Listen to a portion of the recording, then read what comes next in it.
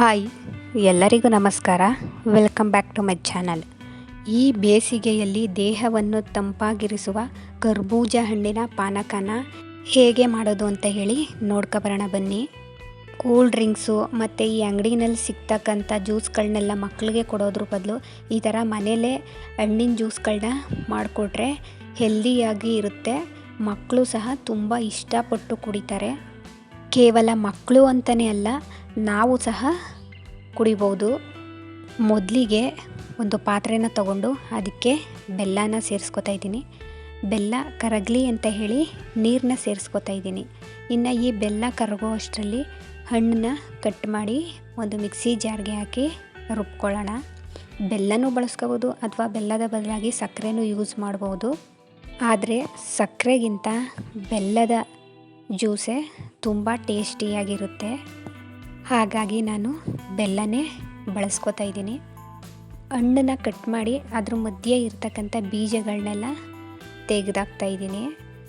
ನಂತರ ಹಣ್ಣನ್ನು 4 ಪೀಸ್ ಮಾಡಿಕೊಂಡು ಚಾಕುನಲ್ಲಿನೇ ಕಟ್ ಮಾಡಿಕೊಂಡು ಒಂದು ಮಿಕ್ಸಿ ಜಾರ್ಗೆ ಸೇರಿಸ್ಕೊತಾ ಇದ್ದೀನಿ.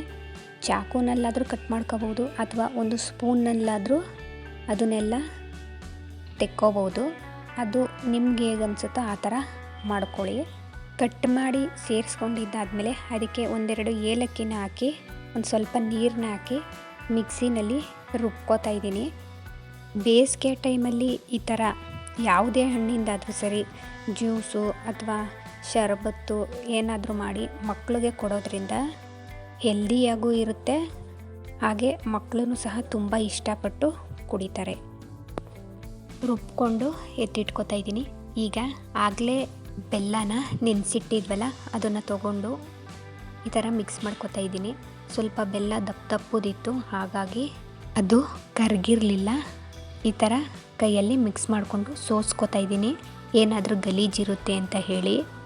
ಸೋಸ್ಕೊಂಡಿದ್ದಾದಮೇಲೆ ಅದಕ್ಕೆ ರುಬ್ಬಿರ್ತಕ್ಕಂಥ ಜ್ಯೂಸನ್ನ ಸೇರಿಸ್ಕೊಂಡು ಮಿಕ್ಸ್ ಮಾಡ್ಕೊತಾ ಇದ್ದೀನಿ. ಜೊತೆಗೆ ಸ್ವಲ್ಪ ಕೋಲ್ಡ್ ಬೇಕು ಅಂತ ಅನಿಸಿತ್ತು, ಹಾಗಾಗಿ ಒಂದು 5-6 ಐಸ್ ಕ್ಯೂಬ್ಸ್ನ ಸೇರಿಸ್ಕೊತಾ ಇದ್ದೀನಿ. ಇನ್ನೂ ಜಾಸ್ತಿ ಕೋಲ್ಡ್ ಬೇಕು ಅಂತ ಹೇಳಿದ್ರೆ ಇನ್ನೂ ಸ್ವಲ್ಪ ಜಾಸ್ತಿ ಸೇರಿಸ್ಕೋಬಹುದು. ಹಾಗೆಯೇ ಚಿಯಾ ಸೀಡ್ಸ್ನ ನೆನೆ ಹಾಕಿದ್ದೆ, ಅದನ್ನು ಸಹ ಸೇರಿಸಿ ಮಿಕ್ಸ್ ಮಾಡ್ಕೊತಾ ಇದ್ದೀನಿ. ಈಗ ಜ್ಯೂಸ್ ರೆಡಿಯಾಗಿದೆ. ಮಾಡೋದು ಈಸಿ, ಕಡಿಮೆ ದುಡ್ಡಲ್ಲಿ ಮತ್ತು ಹೆಲ್ದಿ ವೇನಲ್ಲಿ ಮಾಡ್ಕೋಬೋದು. ಇವತ್ತಿನ ನನ್ನ ಈ ವಿಡಿಯೋ ನಿಮಗೆ ಇಷ್ಟ ಆಗಿದ್ದರೆ ಪ್ಲೀಸ್ ಲೈಕ್ ಮಾಡಿ, ಶೇರ್ ಮಾಡಿ, ಹಾಗೆ ಕಮೆಂಟ್ ಮಾಡಿ, ನನ್ನ ಚಾನಲ್ಗೆ ಸಪೋರ್ಟ್ ಮಾಡಿ. Thank you for watching.